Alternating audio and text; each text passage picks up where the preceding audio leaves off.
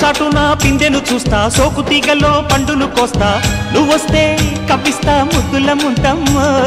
ఉక్కపోతకి ఊపిరి పోస్తా, పక్క మేకకు పంట కట్టిస్తా, ముద్దిస్తే బుక్కిస్తా మద్దెల మోతయ్యో.